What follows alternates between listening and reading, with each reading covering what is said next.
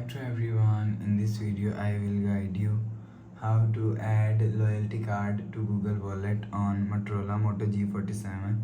Let's start the video. First of all, go to app library. Here click on wallet app.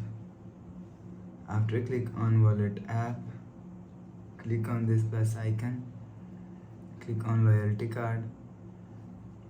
After click on loyalty card, so click on select card from here.